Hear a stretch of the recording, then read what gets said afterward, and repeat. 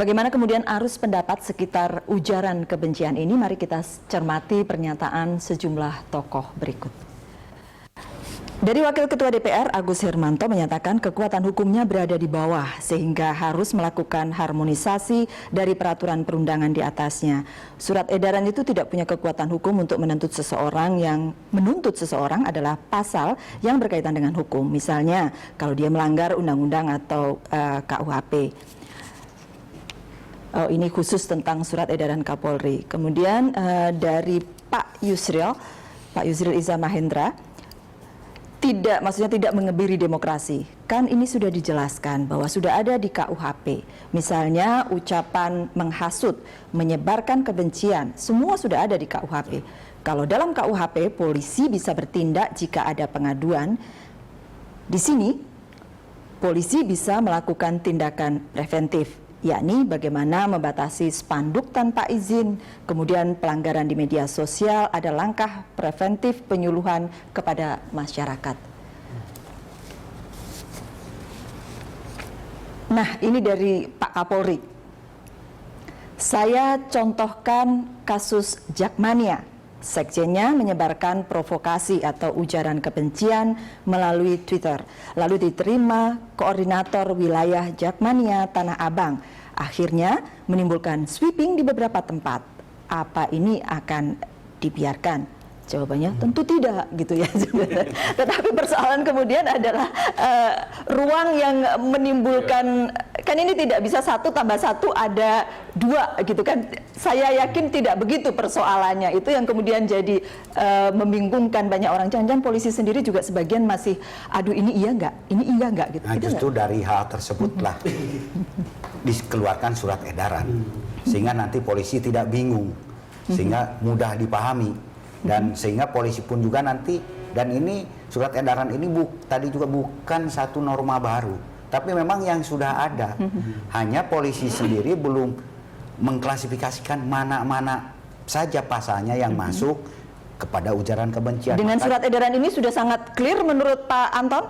Saya kira bisa clear, dan sekarang pun juga sedang disosialisasikan. Makanya, dan ini sebetulnya hate speech ini merupakan kebutuhan manusia untuk berdemokrasi, karena sudah masuk dalam piagam PBB, piagam aturan tentang ujaran kebencian, ya, gitu ya, piagam internasional tentang berpolitik dan menyuarakan pendapat. Jadi ini kebutuhan, justru jangan sampai nanti demokrasi ini mengarah kepada hal-hal yang demikian. Justru salah satu pantangan di dalam demokrasi dan menyuarakan pendapat ini justru salah satu Pak Khairul, gitu kan. Pak Khairul yang sering berhubungan dengan pihak kepolisian ini, saya tadi katakan bahwa jangan-jangan polisi sendiri, aparat polisi juga santai bisa, ini benar nggak ya, ini sebelah sini ya nggak gitu. Pak Anton katakan dengan surat edaran itu semuanya clear, ada sosialisasi sekarang. Saya melihat sebenarnya praktek selama ini sudah cukup baik gitu ya. Polri dalam menerapkan pasal-pasal yang berhubungan dengan ujaran kebencian ini juga cukup berhati-hati. Jadi Pak Anton sudah mengatakan paling tidak beberapa ahli didengar untuk melihat tekstual dan kontekstual dari apa yang diujarkan, kan begitu. Jadi sebenarnya ini termasuk pasal yang tidak mudah diterapkan. Pasal-pasal tidak mudah. Kita sepakat dari tadi bahwa ini tidak mudah, gitu kan. Jadi kalau pasal pencurian mungkin lebih mudah diterapkan daripada pasal pencemaran nama baik, gitu. Karena memang persyaratannya sangat ketat, gitu. Tapi memang tidak semua orang awam bisa mengerti soal itu, karena tidak semua orang awam harus dituntut mengerti tentang hukum, kan, katakanlah seperti itu. Tetapi secara manusiawi sebenarnya bisa memahami ini secara general, katakanlah. Misalnya pencemaran nama baik itu menuduhkan satu yang nggak benar dilakukan untuk diketahui umum, kan begitu. Jadi kata-kata yang bersifat tuduhan terhadap seseorang, yang tuduhan itu tidak benar gitu loh, atau tidak mengandung kebenaran, itu dilakukan di muka umum. Kalau di depan orang itu sampai Kapolri pun perlu mengumpulkan media. Saya agak awam ya, tetapi pertanyaannya sebetulnya begini. Ini ada soal ujaran kebencian ini. Ini kalau lihat yang di KUHP soal pencemaran nama baik itu kan sebetulnya kan delik aduan. Kira-kira begitu ya. Sekarang ketika orang melakukan ujaran kebencian, tadi diambil contoh orang akan bikin pamflet, lalu kemudian menimbulkan problem bagi umum. Lalu kemudian kalau umum, taruhlah kalau banyak orang tidak melakukan aduan, apakah tidak akan terjadi misalnya polisi harus mengambil langkah untuk itu? Satu, kedua, kan banyak sekali ujaran-ujaran kebencian seperti yang dikatakan oleh Pak Anton tadi di sosial media. Sosial, ya. Kalau orang merasa baik-baik saja, terus diapakan? Karena kalau itu adalah sebuah delik aduan. Kan ini kan karena kemudian menimbulkan kekhawatiran juga. Kan persoalan kita ini kan jangan-jangan kalau istilahnya kan di 86 kan, kira-kira gitu kan, di lapangan loh. Ini timbul persoalan-persoalan teknis gitu. Padahal itu kalau saya dimaki lalu saya tidak merasa tidak tersinggung lalu kemudian tidak diadukan, sebenarnya oke-oke saja. Polisi bisa ngapain begitu? Baik. Ini makanya delik-deliknya, tata caranya sudah diatur sebetulnya. Ada delik aduan, ada laporan. Jadi delik aduan itu yang masuk mana? Penghinaan, pencemaran nama baik. Kalau penghinaan, pencemaran nama baik kemudian tidak dilaporkan, ya sudah. Tapi ada juga delik yang memang harus kita tangani segera, seperti yang tadi, yang menghasut, bakar atau misalnya Jakmania itu tadi. Kalau itu kan kita tahu bahwa ini berkaitan dengan banyak orang. Betul, betul. Makanya di sini pun juga kan pasal-pasalnya itu sudah jelas, Pak. Bukan pasal karet, bukan tidak ada rumusan. Nah, justru kita sekarang memberitahukan yang masuk hate speech ini pasal-pasal ini loh.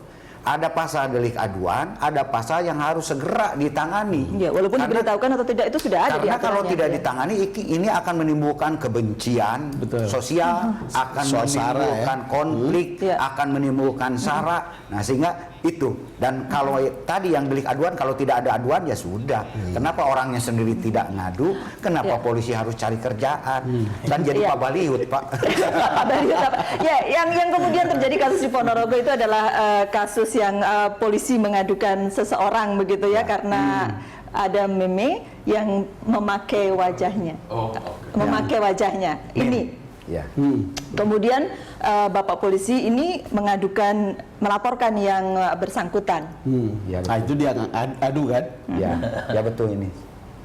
Ini termasuk dalam? Ya, ini termasuk dalam pencemaran nama baik. Pencemaran nama baik. Termasuk penghinaan. Tapi alhamdulillah kemarin malam kedua belah pihak sudah mengadakan perdamaian dan sudah menyadari masing-masing. Nah, justru Pak Kapolri juga dalam surat edaran ini lebih mengedepankan mediasi. Tidak selalu harus alasan kenapa boleh mediasi kan? Iya, betul.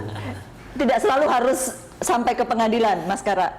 Iya, jadi bahkan saya ingin mengambil contoh memang beda sekali, tapi even di Amerika itu kan yang sangat liberal gitu. Itu kan memang juga selalu dibicarakan pembatasannya. Jadi misalnya kalau kritik meskipun pakai sara itu tidak digolongkan hate speech. Kalau faktanya benar. Itu dilindungi oleh First Amendment gitu.